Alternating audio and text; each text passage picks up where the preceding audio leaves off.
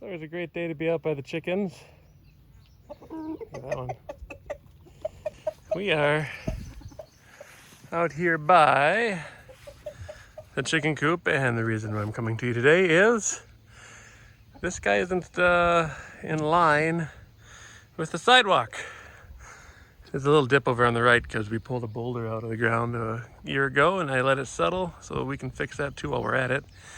As you can tell, I've got a pallet fence going. I just wanted to do something different, and that's the pattern I went with. Variety of pallets, I get to hide all that. So this guy here, if you can tell, I put it in haste, and then when I did the red one down the line, I kind of liked where that was better, so I got to go back. So I've got a chain to come along. I've got a post back here, so we will just inch it back. Anybody that does electrical work, you're going to notice there's a conduit coming up, so I'll have to be mindful of that.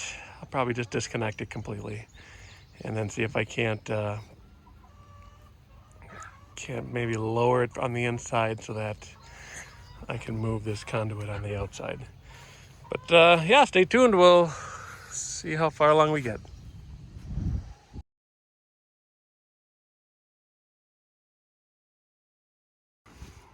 Okay, we got another afternoon update here for you. I've got most of the new line in. I might have been a little farther ahead, but when I grabbed a few more of these retainer blocks, I ran into a hornet nest and got stung.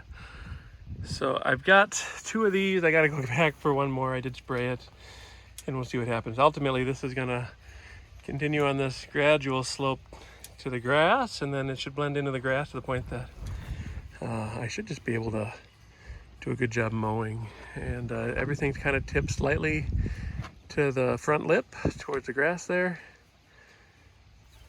Yeah, not too bad.